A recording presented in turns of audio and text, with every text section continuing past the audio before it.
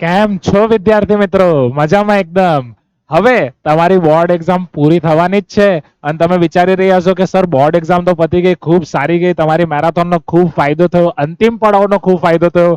Paper ડિસ્કશનથી અમે એ પણ જોઈ લીધું કે અમારા કેટલા માર્ક્સ આવી રહ્યા છે, પણ અમારે હજુ સારું ભવિષ્ય બનાવવા માટે જે સારી કોલેજીસમાં એડમિશન લેવું છે એના માટે અમારે ગુજકેટમાં પણ ઘણો સારો સ્કોર કરવાનો છે અને ગુજકેટ માટે કઈ લમસમ 8 દિવસ અમારી પાસે બચી રહ્યા છે.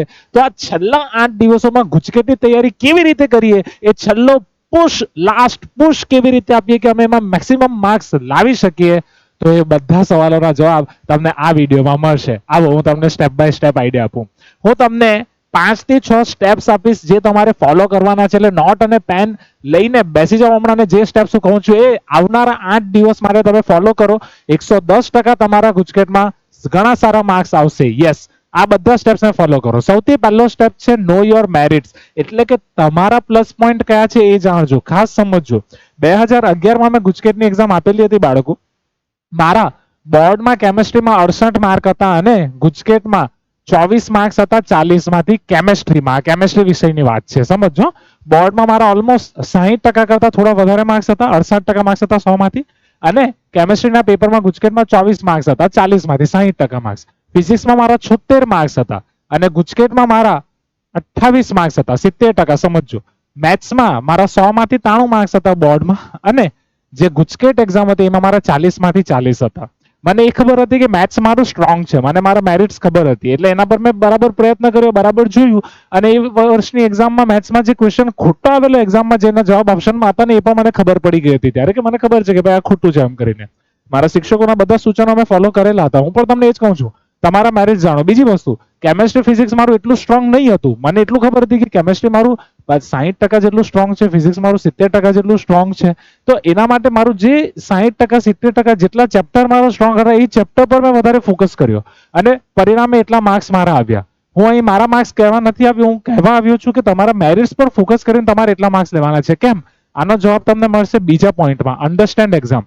અત્યાર સુધી તમે જે એક્ઝામ આપી, ઘણા લોકો તમને એમ કહેશે ભાઈ બોર્ડમાં તમે એમસીક્યુ તો લખ્યા, એ વાત તમારે એમસીક્યુ કરી આવવાના છે. ના બેટા ના, રૂકો જરા, સબર કરો, સમજજો. કેમ?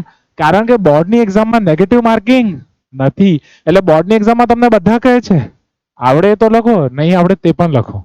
યસ, એટલે આવડે તો લખો ને નહીં આવડે એ પણ લખવાથી ભૂલે ચૂકે સાચો પડી ગયો તો મળી જાય. પણ આ ગુજકેટ છે બોસ, આમાં રિસ્ક ના લેવાય, નેગેટિવ માર્કિંગ આવે. જે રીતે નીટ જેઈમાં નેગેટિવ માર્કિંગ છે, એ રીતે ગુજકેટમાં નેગેટિવ માર્કિંગ આવે. રાઈટ? તમારા 1/4 માર્ક્સ, એક ક્વેશ્ચન સાચો પડતો 1 માર્ક, ખોટો પડતો 0.25 માર્ક્સ લઈ જાય, એ તમારા લઈ જશે. એટલે તમે સમજજો, જેટલા ક્વેશ્ચન તમને 40 માંથી લાગે ને કે આ 20 જ મને આવડે છે ને આ 20 પર મને પાક્કો ભરોસો છે, એ જ ટીક કરજો. મહેરબાની કરીને ગુજકેટમાં રિસ્ક લેતા નહીં. એક્ઝામને ખાસ સમજજો. ફરીથી રિપીટ કરું છું, ગુજકેટ એક્ઝામમાં રિસ્ક નહીં લેતા. જેટલું તમને લાગે છે કે હા સર મને આટલું જ પરફેક્ટ આવડે છે એટલું જ કરજો. યસ, ટ્રસ્ટ મી, ખાલી એટલું કરશો એટલે ઘણું સારું થઈ જશે. ત્રીજા પોઈન્ટની વાત કરું તો 8 દિવસ માટે પણ એક સારા મેન્ટરની પસંદગી કરો જે તમને ગાઈડ કરી શકે. અને પીડબ્લ્યુ તો તમારી સાથે હંમેશા જ છે, પહેલાથી લઈને છેલ્લે સુધી. ટાર્ગેટ ગુજસેટ નામની સિરીઝ આપણે યુટ્યુબ પર ચલાવી છે throughout the whole year. એ ટાર્ગેટ ગુજસેટ સિરીઝ તમારા માટે કોઈ બી ચેપ્ટર તમે સ્ટાર્ટ કરો ને તો એના માટે ટ્રેલરનું કામ કરશે. યસ, એટલે ટ્રેલર તમને પાછલા 5 વર્ષનું એનાલિસિસ આપી દેશે કે કયા ટોપિકમાંથી કેટલા માર્કનું આવેલું છે અને પ્રિડિક્શન આપી દેશે હવે કેટલું આવવાની સંભાવના છે. આટલી બધી વસ્તુ કોણ આપતું હોય? અને એ ટ્રેલર જોઈને પછી તમે તૈયારી કરો. અને આ 8 દિવસોમાં બી અમે ગુજકેટ માટે જબરદસ્ત મેરેથોન પ્લાન કરી છે તમારા માટે. યસ, કે બધાના બધા સબ્જેક્ટ તમારા કવર થઈ જાય, બધાના બધા ટીચર્સ તમને પોતાની યુનિકનેસ થી ગાઈડ કરી શકે અને એનું ટાઈમ ટેબલ જલ્દીથી તમને કમ્યુનિટી પોસ્ટમાં જોવા મળશે. યસ, બીજી વસ્તુ, એક પ્લાન તમે બનાવો. હવે જે આ પ્લાન છે એ પણ પીડબ્લ્યુ તમારા માટે બનાવી જ દીધું છે. એટલે કમ્યુનિટી પોસ્ટમાં જેવું તમારું મેરેથોનનો સિક્વન્સ આવી જશે કે ભાઈ પહેલા કેમેસ્ટ્રી, ફિઝિક્સ, મેથ્સ, બાયો, બરાબર, પછી એ જ સેમ સિક્વન્સમાં પાછું કેમેસ્ટ્રી, ફિઝિક્સ, મેથ્સ, બાયો, એ રીતના બધા ચેપ્ટર ડિવાઈડ કરીને આખું ટાઈમ ટેબલ તમારું આવી જશે કે ભાઈ પહેલો કેમેસ્ટ્રી છે, પછી કેમેસ્ટ્રી પાછું છે. સેમ એ જ સિક્વન્સમાં તમે તમારો પ્લાન બનાવી દેજો. કેમ? એ જ રીતે અનુનાદ થશે, બંને ફ્રીક્વન્સી મેચ થશે, અનુનાદ થશે, એનાથી તમારી તૈયારી સારામાં સારી થશે. Hope you are getting my point. એટલે પ્લાન પણ તમારા માટે બિલકુલ રેડી છે, તમારે ખાલી એના પર ચાલવાનું છે. બીજી આના પર ચાલતા ચાલતા તમારે શું કરવાનું છે? તમારે માઇન્ડ મેપિંગ પર ફોકસ કરવાનું છે. હવે માઇન્ડ મેપિંગ શું છે?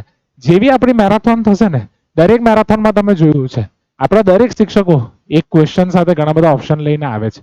હવે એ ક્વેશ્ચનને સોલ્વ કરવા માટે ઘણી વખત અલગ અલગ રીતો હોય છે કે સર હું આ રીતે સોલ્વ કરું તો આ રીતે સોલ્વ કરું તો જે ક્વેશ્ચનમાં વધારે રીતો હોય એ બધી તમને ધ્યાન આવી જવી જોઈએ અને માઇન્ડ મેપિંગ કહેવાય કે આ ક્વેશ્ચન જોઈને તમને ખબર પડી જવી જોઈએ કે હા આ મને નથી આવડતું આને સ્કીપ કરવાનો છે, હા આ મને આવડે છે પણ આમાં લાંબી મેથડ છે એટલે આને હું પછી કરીશ, અરે આ તો કાલે જ મેરેથોનમાં કરેલો તો હમણાં ફટાફટ લગાવી દઉં. આ રીતના ક્વેશ્ચનને તમારે 3 કેટેગરીમાં ડિવાઈડ કરીને એના પર કેવા ટાઈપના સ્ટેપ્સ લેવા એને કહેવાય માઇન્ડ મેપિંગ. ફરીથી તમને જોઈને જ ખબર પડી જવી જોઈએ કે અરે આ તો આવડતો જ નથી સ્કીપ, અરે આ બીજી ત્રીજી ટ્રાયલમાં થશે ફરીથી કરીશ અને પાછો કરીશ, આ તો ગઈકાલે જ કરેલો છે હમણાં જ થઈ જવું જોઈએ. Hope you guys are getting my point.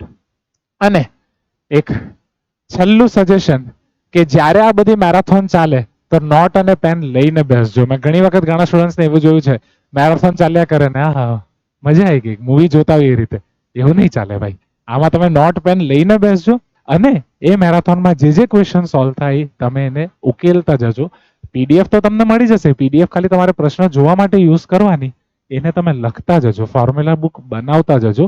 એનાથી ઘણો ઘણો ઘણો ઘણો ઘણો ઘણો ફાયદો થશે. મેં તમને સ્ટાર્ટિંગમાં જ કહ્યું, મેં મારા સરે જે કહ્યું હતું તે ફોલો કર્યું. મારા સરે કહ્યું હતું કે ફિઝિક્સ કેમેસ્ટ્રી પછી બેટા મેથ્સ માટે 1 કલાકનો ગેપ હશે, 1 કલાકમાં બીજું કાંઈ ના કરતો, ખાલી જે ફોર્મ્યુલા બુક છે એને ઉપર ઉપરથી જોઈ જજે બસ. આમાં શિક્ષકે આપેલી ફોર્મ્યુલા બુક નહીં, પોતાના હાથથી બનાવેલી ફોર્મ્યુલા બુકથી અસર પડે. ખાલી વાંચવાનું બી નહીં, ઉપર ઉપરથી જોઈ જવાનું. મેં ખાલી ઉપર ઉપરથી જોઈ ગયો, મારા 40 માંથી 40 આવ્યા. મારા જેટલા જ કે મારા કરતા વધારે ટેલેન્ટેડ મારા બીજા 2 ફ્રેન્ડ હતા, એમણે સરની એડવાઇસને ઇગ્નોર કર્યો, એમણે ઉપર ઉપરથી ફોર્મ્યુલા નહીં જોઈ, એ એક જ ક્વેશ્ચન એમનો ખોટો પડ્યો જે પેપરમાં ખોટો આપેલો હતો, એટલે 1 માર્ક તો ગયો, 0.25 બીજા લઈને ગયો. એ મારા બંને ફ્રેન્ડના 38.75 માર્ક્સ આવેલા હતા મેથ્સમાં. હું તમને ખાલી એટલું કહેવા માંગુ છું કે તમે તમારી પોતાની સૂત્રોની નોટબુક બનાવજો, કી કન્સેપ્ટની નોટબુક બનાવજો મેરેથોન સાથે, જેટલું તમને આવડે છે, જેટલા તમારા સ્ટ્રોંગ છે, અને જેમાં 100% ભરોસો હોય એ ટીક કરજો. કોઈના પર તમને 50% બી ડાઉટ હોય ને રિસ્ક ના લેતા, કારણ કે આ રિસ્ક લેવાનો સમય નથી, કરિયર બનાવવાનો સમય છે.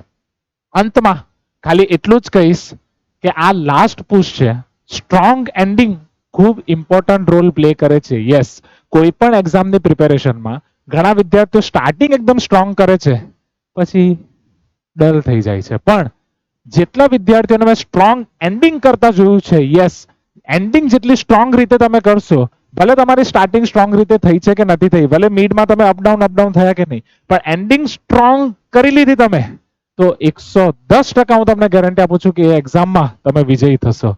તો એના માટે જ work hard, don't give up, always think you can do it અને સ્ટ્રોંગ એન્ડિંગ કરો. Wish you all the best. ફટાફટ મળીએ ગુજકેટની મેરેથોનમાં.